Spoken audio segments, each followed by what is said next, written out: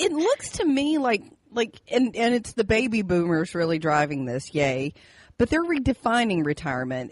It's just a next phase of life.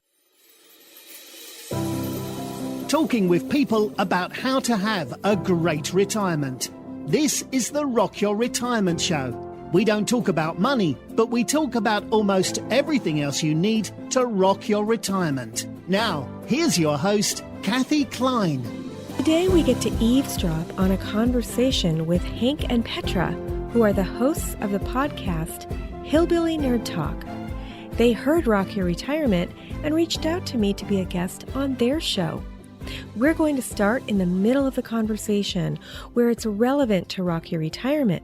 But if you want to listen to the entire hour and 20-minute interview, head on over to Hillbilly Nerd Talk, episode number 158. Now, let's listen in. On tonight's Hillbilly Nerd Talk, we have very special guest, Kathy Klein, teaching us how to rock our retirement. Welcome to Hillbilly Nerd Talk with Hank and Petra. Based on what you said about you don't know what to call it because you're not going to be retired, but you're financially able to retire. Right. Yeah. And then what do you do? That's a word that we need to create because there are so many people that don't want to retire. They don't want to just stop working. I mean, take my husband, for example.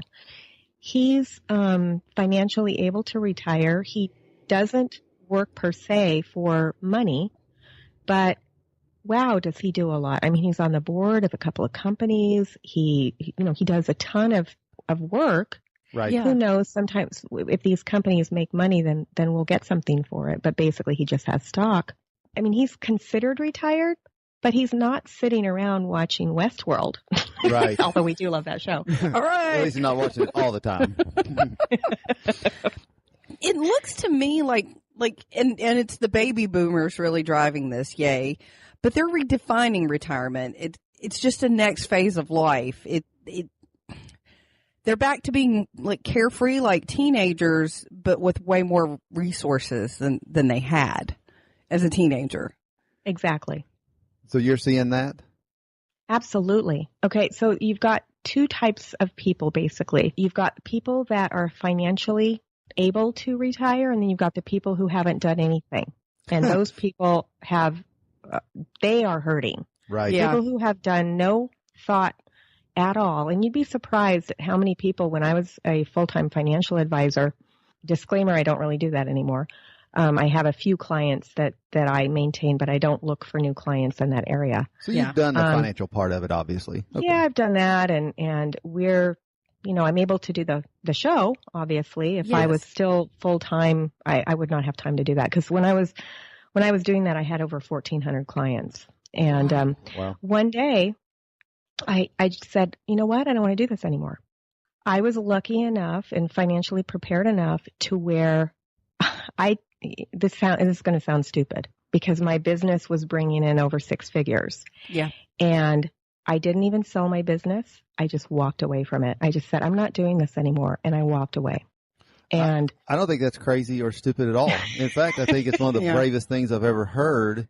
Or dumbest. No. No, it's not. It's not. It's not. Like at a certain point in most jobs, I'm not saying career, I'm saying a job, you look at it and is this eating me alive or am I getting something out of it? And if it's eating you alive, if it's draining all of your energy, then you do need to walk away from it. Right. Yeah, the sad thing is I loved the people. It was the BS of being a financial advisor on commission that I didn't like. Everything I did was looked over my shoulder. In fact, if I were still doing that, probably every episode of my show would have to be reviewed by a compliance person before I could release it. I gotcha. Oh, it was just, like you said, Petra, it was draining. It's like, ugh. And I just didn't want to do it anymore. So now with the clients that I've maintained, it allows me the freedom to be able to do what I want to do. I still get some income from that. Yeah. And it's about 30 people. I love all my clients. I don't look for new ones, but I just love working with them. And I love the freedom of being able to do the show. Oh, wow. Well, that's awesome. applauding you for that. Yeah. That's a positive change. Yeah.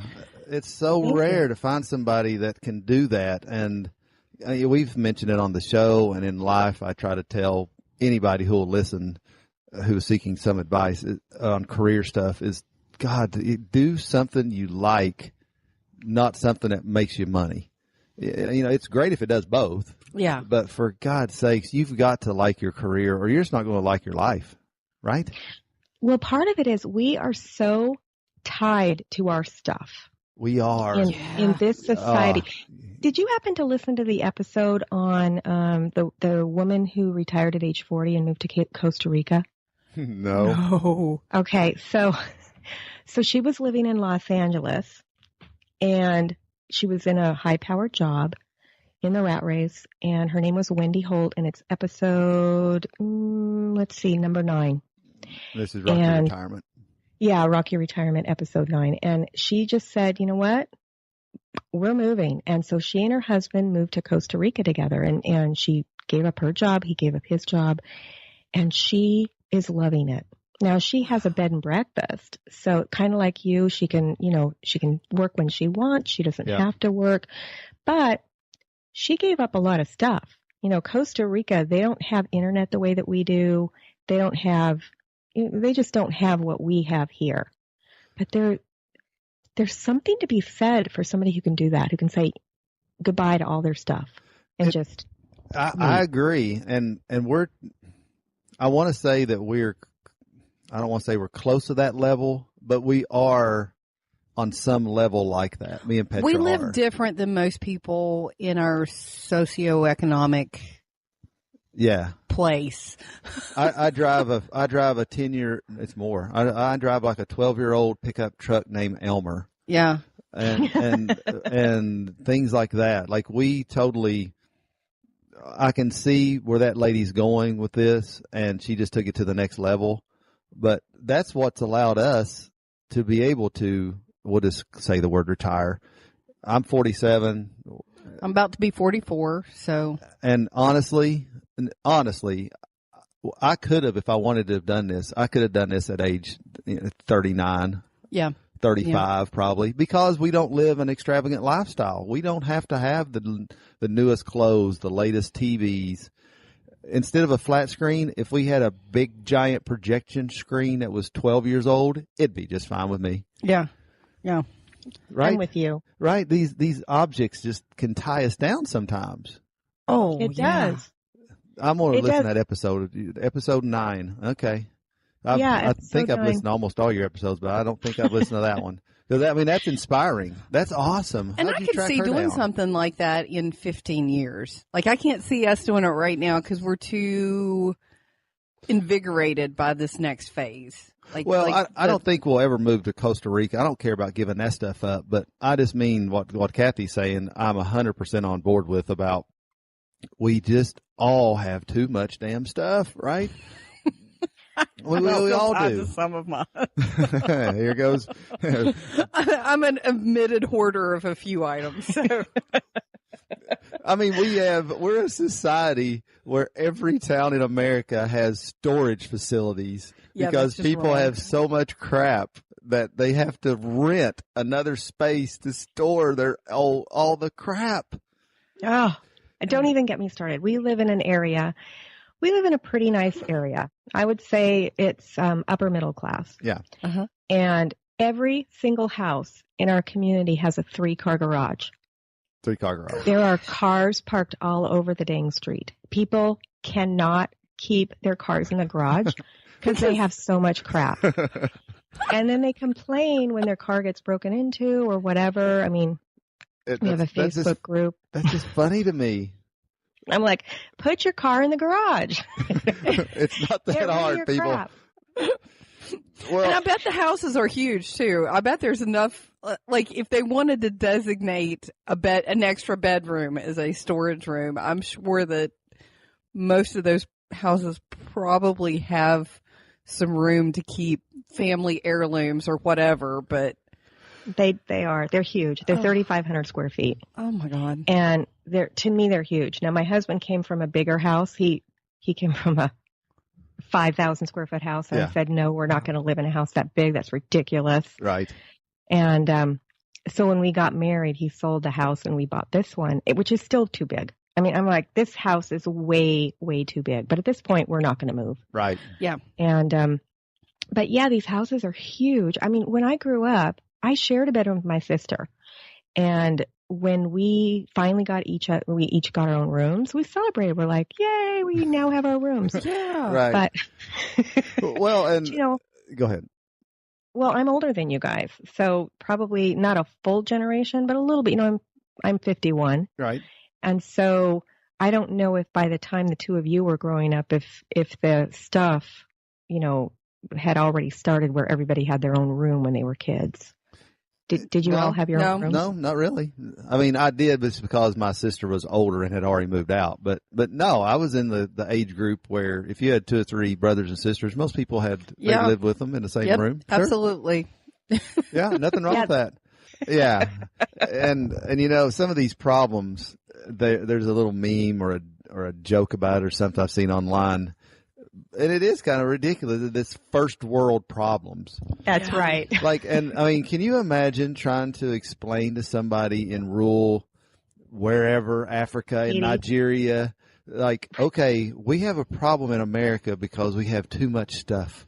And we have to rent these boxes outside of our home to store. I mean, they'd be like, what are you talking about? I mean, they couldn't even comprehend what you're talking about. Like, you might as well be talking gibberish. You can buy the crates that they use to like the shipping crates that they use on huge cargo vessels, and just leave them in your yard to store your junk. That's awful. Yeah. That's awful. And that's actually one of the things we talk about on the show is how do you get rid of your stuff? You know, because we are emotionally attached to our stuff. Right. Yeah. You know, and so because each item has usually some personal memory, and because we live so easily in the United States, we get these first world problems. And one of those is we have a lot of stuff. Yeah. And how do you get rid of it? Because at some point, you're either going to move into a smaller place, because that's what we tend to do, or you're going to die, and then somebody else is going to be stuck going through all your stuff. Going through your stuff. Yeah. Right. That's what estate sales are, which I kind of like. I like buying dead stuff. I like buying dead people's stuff. I hate those. That's awesome. I just sit outside and cry. She's sad. Because I'm a buttercup. Oh, somebody had that little serving spoon, and they probably stirred their tea with it every morning. And I'm like, shut up, Hank. That's 10 cents. I'll take that. That's awesome. It's probably got some good karma in it. And now you've got that stuff that you're going to have to get rid of later. Exactly. And I tell you what, it terrifies me, the thought of my parents passing away, because they have so much stuff. Well, what Kathy and what we're all saying is, but there's a trade-off for this stuff. Yeah. Like most people, I really believe that if you have you could retire earlier if you just didn't have so much stuff as you went along, right? Absolutely. Yeah. Absolutely. And people don't realize that. You know, I have so many friends that over the years, they got a new car every 2 years, you know, or every 4 years or That's whatever a big culprit. it is. And I'm like, do you realize what an impact that is putting on your life? And not only that, but you know how many marriages break up. Right. And a lot of that has to do with money stress. Those yeah. Now, yeah, I've heard it's the number one reason. Many, many times I've heard that. But anyway. Yeah, because people are stressed out. And I believe it. When you have the house payment, the car payment, the cable payment, the payment on your boat, the payment on your storage building. Right.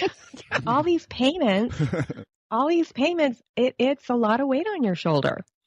And when I'm assuming that you guys are debt free, probably without not including all your properties. You're I don't know, but you're 100% right. We live debt free.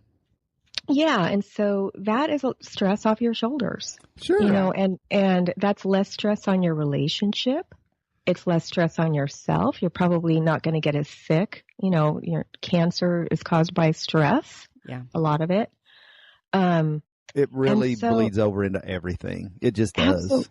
Yeah, and so it's like, get rid of the 3,500 square foot and move into a 1,200 square foot. You know, your life isn't going to change. And I've told my husband several times that if we ever lost everything we own, if we lost all our money in the stock market, if we had to spend all of our money on medical bills, whatever it was, we would still be fine. We would still be fine because we know that the things, although it'd be sad for us to say goodbye, and we're trying to figure out how to get rid of all our stuff now, we don't place the emphasis on all of our stuff. Well, that's great. Yeah. That's great. I mean, you're practicing what you're preaching. And we've read also many articles, going back to what you're saying, to reinforce that. Many, many, many articles have been written and psychology things produced that once you reach a very basic, your needs being met type level, I'm talking food, shelter, the basics that pretty much 99% of Americans have. Once you reach that certain level, more stuff has zero to do with you being more happy. I think it makes it worse. I mean, look at all the if anything, it's worse. Yeah, look at the movie stars and the singers that commit suicide or they bury themselves in drugs. Right. Because they already have anything. They're not striving for anything else. They're at the end. Right. And I think probably most people listening to us right now are shaking their heads. Stuff shouldn't be that valuable to us. But then they go and they're listening to us in a car that has a car payment. And as we want to call it retirement, different phase of life, whatever we're calling this, it's never been easier to do new things. Yeah. And new hobbies and things like that. Do we all just get so rigid that we're just, I don't know, that our brain just gets programmed into one loop, like in Westworld, that we just can't get out of that loop? Like maybe they're telling us something. I think they're breaking out. Maybe we can break out too, Yeah.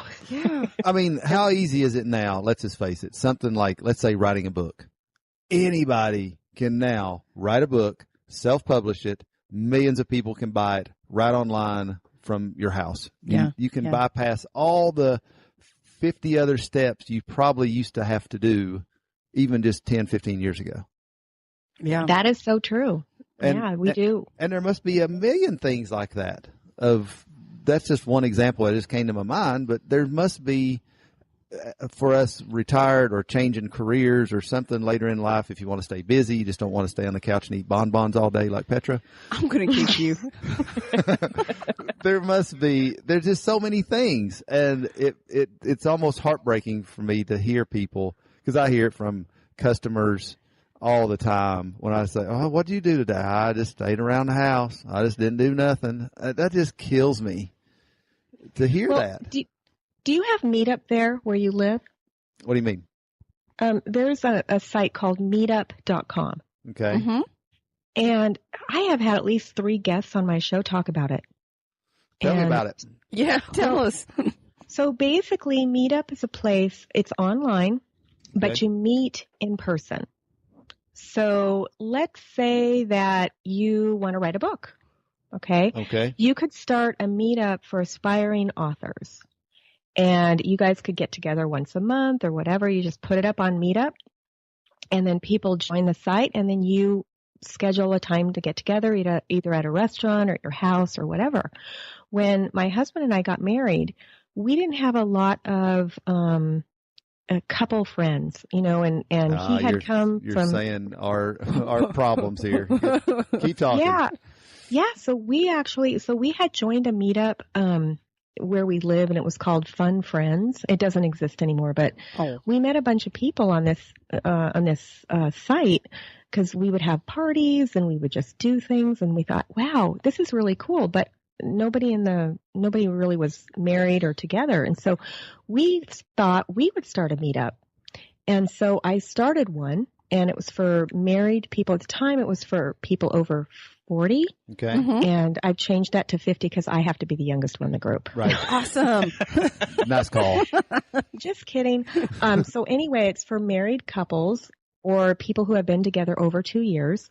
Uh-huh. And we met a bunch of friends that way. Now, the group really right now is not hugely active because now we have a bunch of friends. But that's how we met all of them, was starting this meetup. And we would just do things. We would go to free concerts here on the West Coast. During the summer, we have a lot of free concerts. Yeah. So we would do things like that. I would try to find things for free because I wasn't really sure what everybody's financial status was. Right. That way, right. Eliminate the variables. Yeah. Yeah, so we didn't want to, go to dinner where it's going to be $50 a person because a lot of people can't afford that. But occasionally we would post something that was expensive, like a real concert that you had to pay for or something like that. Yeah. And, we met a lot of people. It's Meetup.com. And like I said, at least 3 of my guests have brought that up. And so anything you want to do, if you want to play tennis, if you want to, let's say you're whatever, if there isn't already a meetup, you can start one. And the person who starts it, the person who owns sort of, I don't want to say the site, but who has the thread going on. Right. The mediator, moderator, whatever it is. Yeah. They have to pay. Okay. And it's about, $15 a month or something like that. And you can have up to 3 of them. A lot of people use it for business purposes. I never wanted to use it for business. I just wanted to use it for fun. Like I don't know, like a coach. Yeah. A fitness coach would have a meetup where you get together and do a what do you call it? What do you call that when you join the Army and you have to go through the boot camp? Yeah, so they'll have those and they'll charge $15 a person or something for them. But a lot of them are free, and or they'll ask you for a donation to help cover the cost of the $15 a month. But I love it. And if you're going through a change of life where you now have the ability to do things during the day, and Petra, if you're a hairdresser, you can, or cosmetologist, thank you. You can schedule that. You can do that when you want. You can do that when you want. So if you want to do other things during the day and you want to find other people who are in your same situation who want to do things during the day, I highly recommend it. That's awesome. That's a great idea. That is a great idea. Because we complain about this amongst ourselves at least once a week because our couple friends have moved away or they're having kids now. And it's kind of like, wow. Well, their kids are that age that they just require all their time, which is great. That's what they should. Yeah. But yeah, they don't have a lot of time for us. No. Right. No. And that happens when you don't have kids and your friends do. And that's kind of where Les and I were as well. Because we don't have kids and we're in that situation, we have time when they don't have it. And also, if you don't have kids, you don't necessarily get invited to all the parties in the neighborhood where all the kids are. Right. Thankfully. Hallelujah. We like to make an appearance when we're invited, but we won't stay for 6 hours. Right. That's us. We'll show up, bring the bourbon. I'm kidding. Right. Exactly. They all need it. Well, the retirement stuff, what you're saying, and I guess this is a common theme, and your guest had said this the other day too, and it all comes down to, I think, just being proactive. Like you were saying, people who aren't even remotely prepared for retirement financially, those people just weren't very proactive about it.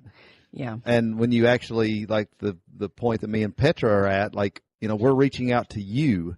I'm trying to find books on this, and we're being proactive on what we want to do when we retire instead of reactive or just, okay, well, what do I do now? We can't podcast 10 hours a day. Oh, I would strangle you with your microphone cord if you got on that kick. So I like it. I like Kathy's show who gets you to think about that stuff. It's just valuable life information just in general. So I love it. I think it adds a lot. I don't know if you've downloaded my secrets about retirement that your broker won't tell you. Were you able to get one of those? No, I have not. So, We're getting good tidbits here for our listeners and ourselves. It's plug away. Give a plug here. I want to hear about this. Yes, please. Okay, I'll plug it. Just go to rockyourretirement.com/secrets. and you can download a copy. And it's 30, 38 pages, something like that. So it's not 1 or 2 pages. It's fairly long. Okay. But it's basically what I've learned so far in 2016 about retirement. Wow, and, fantastic. And it's sort of the beginnings of the book that I'm going to write. And you said it's free? Absolutely. You just have to, it's a freebie, so you do have to give your email address. Oh, okay. Well, that's a good trade. That is. Yeah, that's a great trade. And while we're plugging, what's our website, Petra? Oh, hillbillynerdtalk.com. What can they do there, Petra? Keep talking. I like to answer him in these like. She answers it like it's a Jeopardy question. Like, all right, that's awesome. And then she'll stop, like, and then I get cracked up. We do this every week. Okay, we do. It's a running bit. So from there, you can find us on Facebook, Twitter. You're very active on Twitter, yeah. Pinterest. I live on Pinterest, and you can throw us a little help here. And if you're going to buy something on Amazon anyhow, go through hillbillynerdtalk.com and click on our Amazon banner, and that would help us out and cost you nothing extra. Exactly. Go to Amazon by clicking our Amazon banner. Then you go to Amazon, and somehow they use Fox Magic, and they know that you click through our banner, and it gives us a little kickback. All right. It's very nice. That's awesome. Yeah, and I think your listeners should be doing something to help you out, because it is not free to podcast. I don't know if people realize that, but you do have to pay in order to do this. And even though it's fun for, I think most people that do it yeah. for love. Yeah. There are some costs involved. So if you can give back to Hank and Petra, going through their Amazon or giving them a rating and review on iTunes or whatever you're listening to, all that helps. So there you have it. A little piece of the conversation with Hank, Petra, and me. If you want to hear the entire conversation, head on over to Hillbilly Nerd Talk and look for episode number 158. And next week, here on Rock Your Retirement, we'll have another guest that will help you with the non-financial aspects of the new chapter of your life. Do me a favor, though. If you enjoy the show, please tell a friend about it. The only way we grow is one listener at a time. See you next week. Bye. Thanks for listening to the Rock Your Retirement Show. If you are rocking your retirement or know someone who would make a great guest on our show, please send us an email at podcast@rockyourretirement.com.